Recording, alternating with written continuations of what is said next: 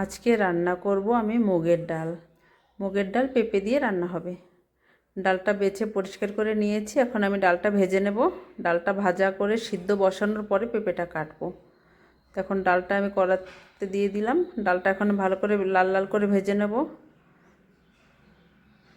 মুগ ডালটা একটু ভালো করে ভেজে নিলে ভালো লাগে খেতে, কাঁচা কাঁচা গন্ধটা আসে না। এখন আমি ডালটা সুন্দর করে অনেক সময় ধরে তেল দিয়ে ভেজে নেব।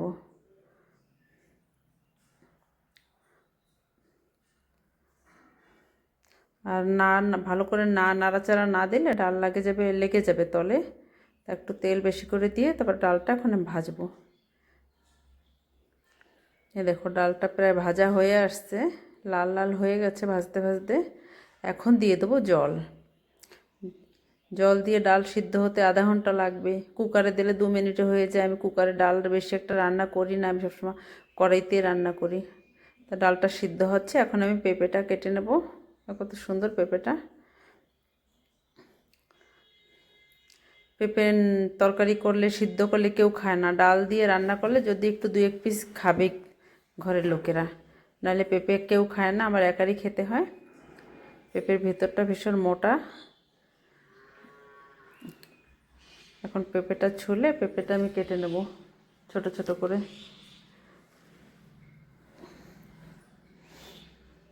আর পেঁপের তরকারি একটু মাছ দিয়ে রান্না টান্না করলে একটু খায়, বাচ্চারা তো খায় না। পেঁপে তো আমিও মেয়ে থাকতে কোনোদিন পেঁপে লাউ এসব খেতামই না, এসব ভালোই লাগতো না। এখন দেখি বেশ ভালো লাগে পেঁপে খেতে, লাউ খেতে, এসব এখন খুব প্রিয় খাদ্য হয়ে গেছে। এখনের বাচ্চারা যেমন খায় না, কিছু পেঁপে দেখলেই ওদের বমি আসে। ওরকম আমাদেরও এক সময় ছিল। আমাদের সময়ের সাথে সাথে সব পরিবর্তন হয়ে গেছে।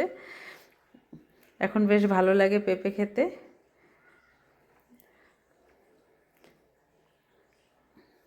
এই পেঁপে সবজিটা, কাঁচা কলা, এই সবগুলোই তো বিনা সারের বিনা বিষের পুরা ভালো খেতে, মানে শরীরের জন্য ভীষণ ভালো। কোনো প্রয়োজন নেই এসবের ভিতরে, এসবই খাওয়া দরকার। তো এখনের বাচ্চারা আর বোঝে না, খায় না। এই যে পেঁপেটা আমি এইভাবে কেটে নিয়েছি। এদিকে ডালটা সিদ্ধ হচ্ছে।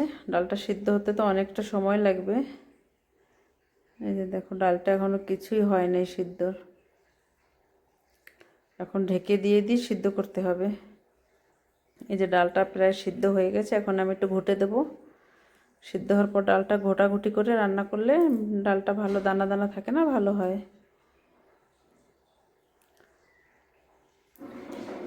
ডালটা ঘোটা হয়ে গেছে। এখন দিয়ে দেবো জল। জলটা গরম করে দিতে পারলে ভালো হতো, তাড়াতাড়ি হতো। তো এখানে আর জল গরম করার সুবিধা নেই, বারান্দায় রান্না করছি যেহেতু। এখানে আমার খালি একটাই গ্যাস, 2টো চুলা না, একটা চুলিতে তো রান্না করতে হয়।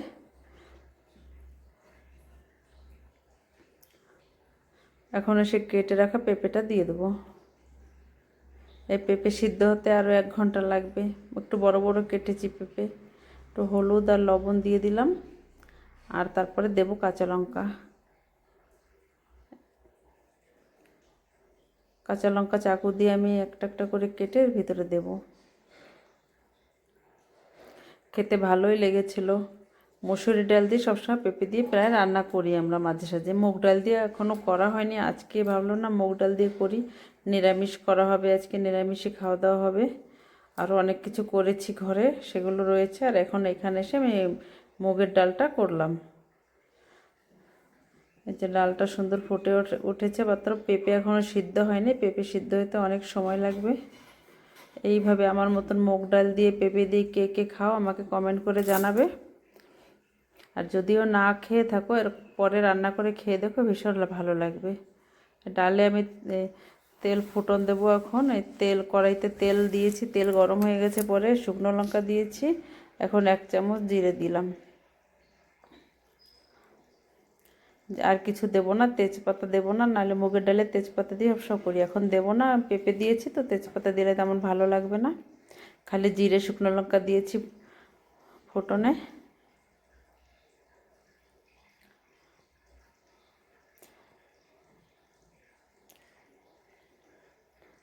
জিরেটা পুড়ে গেছে ফোড়নে। এখন আমি ডালটা দিয়ে দেবো ভিতরে। ডালটা দিয়ে আরও অনেক সময় জাল দিতে হবে। পেঁপেটা একটু সময় লাগছে, সিদ্ধ এখনও পুরোপুরি হয়নি। বাইরে তো ভীষণ হাওয়া হচ্ছে, এই গ্যাসটা এদিক ওদিক সরে যাচ্ছে, মানে কড়াইতে ঠিকছে গ্যাসের আগুনটা পাচ্ছে না।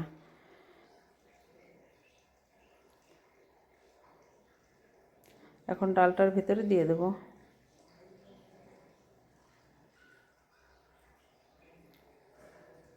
তলের ঘরে হলে একটু হাওয়া বাতাস কম থাকে, উপরের ঘরে তো বারান্দা বালকনিতে ভীষণ হাওয়া চলে সব সময়। দেখো কত সুন্দর দেখাচ্ছে দেখতে। তেল ফোড়ন দেওয়াতে ডালের কালারটাই পরিবর্তন হয়ে গেছে। এই যে ডালটা আমার প্রায় হয়ে গেছে, এখন নামিয়ে দেব। ভিডিওটা ভালো লাগলে একটা লাইক কমেন্ট করে দিও।